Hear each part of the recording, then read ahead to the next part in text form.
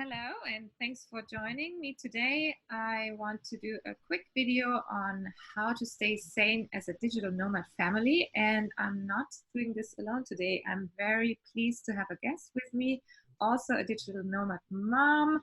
Nina is going to join me today. She is a good friend and also a very lovely person. And I'm sure she has some awesome tips for us today. I quickly introduce Nina so you know who is she and why she's here.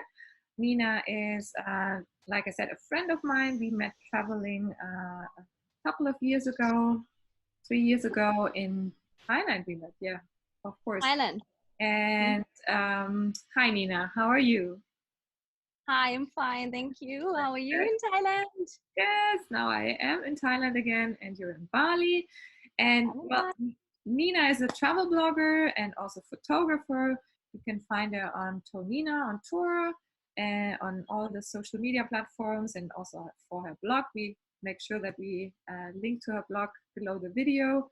And recently she started a project, photography project, because she's very talented and does awesome pictures, photographies.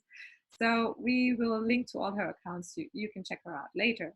But now, Nina, I am super excited to hear how you manage to be 24/7, 365 days throughout the year with your family together. Because to be honest, my little family, I love them so much, but sometimes I just need to sit down and relax and breathe, do a lot of yoga, and have, well, throughout the video, I share also a few of my tips, but first of all, let's hear yours.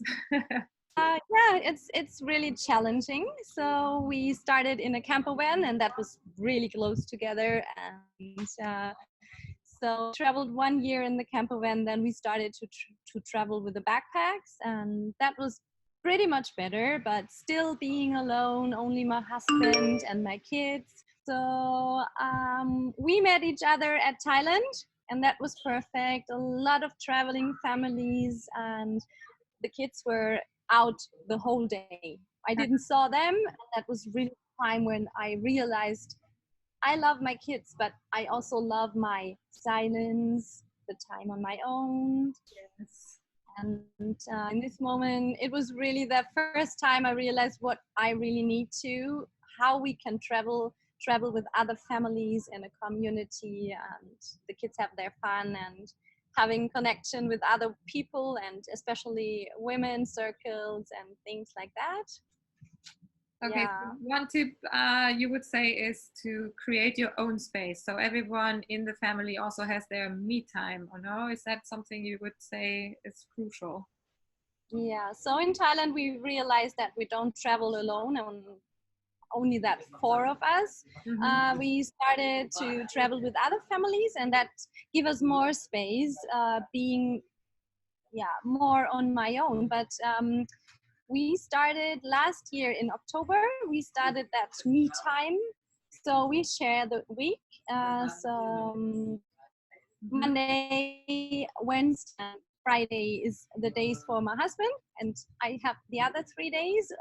Others are working, so I'm working, doing some photographies or whatever comes inside of my.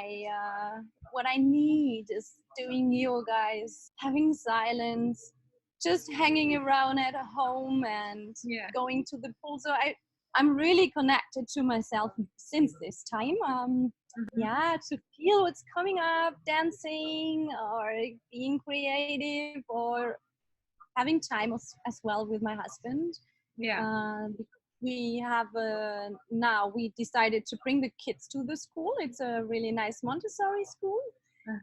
Before we do unschooling, but this school is very special. It's having yoga. They have the permaculture garden. They have this open space for learning, and for us, we have time. So it's also time for me and my husband finding some time alone, and as well time as a couple. Yeah, that's something really necessary as well. I mean, especially when the kids are as small as our two. Niklas now is 9 months and Vincent is not even 3. and you basically all the time with your kids. And I feel time couple time is really really rare. But yeah, that's the beauty of being parents, right? Right, right. Your kids are small, Mhm. so I know what this time was is really to be focused on their needs and behaviors. Yeah. So my kids are 6 and 7. It's much more different. I can give them money and they go for finding some food here on this island, maybe, or whatever. It's different. Yeah, but I How know do what you you're handle talking about. how do you handle situations when you're like, for example, you're doing a day trip together, and you realize, oh, the mood sinks and everyone is in a not so good mood, and all you want to do is like, I don't know, get rid of the situations. How do you handle stress when you're together? It depends on if it's just only the four of us. So since we travel with other families, we are mostly with others. So the moods is we don't have that problem in the moment. So if we do something with other kids, it's easy for us. So we can enjoy the waterfalls and having, I don't know, thousands of steps with us. Yeah. Forget it. But other kids, they do the things, they love the things, they're having fun together. And if we want to do something on our own, just the family, it's really hard to get them out of the community. It's really like, no, we want to stay, or we don't want to do, and we want to go with other kids. And So yeah, tip number two, I'd say travel with others, so your kids are entertained and and of the course, up. yeah. Oh, it's the best for us traveling with others. Mhm. It's growing together, helping each other, and connecting with people. Yeah, to talk about things, to learn from each other, and also the kids. They learn from their parents, and they learn from different ages. So we have smaller kids, we have bigger kids, we have Mhm. boys, we have girls, and we are learning from each other. And for us, it's the most important thing to travel with other families and yeah, Yeah. being together and connected. I sometimes think when there's a situation and kids are crying, or you reach to a point where you have enough, I always remind myself of, well, first of all, why am I doing this? Why do I have a travel life instead of a base? Or why do I not live in Germany? And remember my old life back then. And so at least, you know, the surrounding area is a lot better. The climate is a lot better, and we have so much more freedom and time together. And also, I what I always do is I zoom out, or I try to zoom out of the situation and of myself, remembering how unimportant actually such small situations are, so that you notice that you're in the moment, you're just making a big deal, and letting your emotions overtake. And when I, well, this is actually what I learned through yoga, that you try to focus again. Don't put too much energy into something that's not worth it. And I think that helps a lot with your family too, like in keeping the balance and keeping a good vibe between all of your family members. Yeah, what would you say is your favorite part of, I mean, you already said your favorite part of traveling is actually being together also with other families, but if you compare now being outside the system and living this lifestyle as a nomad family, uh, what's your highlight and your motivation of going on? So my first highlight is freedom. I love the freedom and choosing next step steps be spontaneous in my life. So we are coming from having a big thing like house and business, and it was so tacted, and every day you know what's going on the next day. And I love that.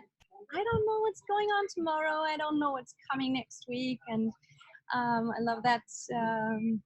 Yeah, go with the flow and enjoy what's coming. I'm so open for adventures and things, going out of the comfort zone, finding new steps in my life. How much is my strength for going for diving or whatever? It's that thing that I don't know what's coming. That's a good. Challenging myself and find some things new in my life and for my kids as well. And I love that, having different cultures, seeing what's going on in the world. And what we mostly love is the weather. Yeah, I can relate to that. Okay, yeah, cool. That sounds good. You said definitely share also your time with other families so everyone is entertained, so that your kids also have fun, and also take care of yourself. Self-care is a big topic, I think, to stay sane And with during this the time. kids, the social thing, Yes, yeah, social. learning from each other that I can't give to them. It's more that they learn from Tommy's.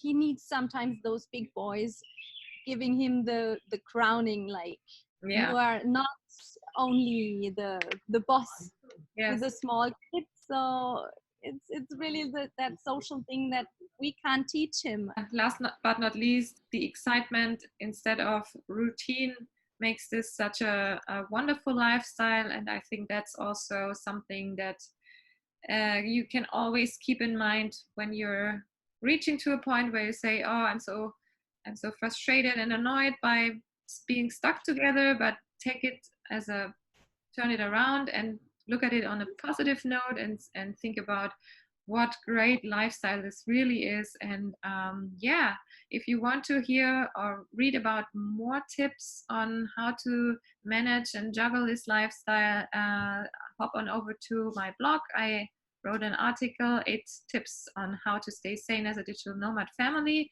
I also share the link below this video. And Nina, thank you so much for sharing your time and your tips with us. I hope you enjoy your time on Bali, and I'm sure you do. Hopefully, our paths will cross soon again. And Oh, yes, thank you so much.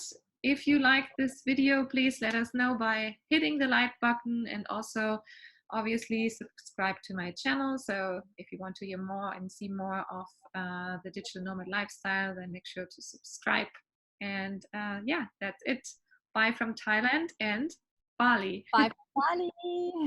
Bye.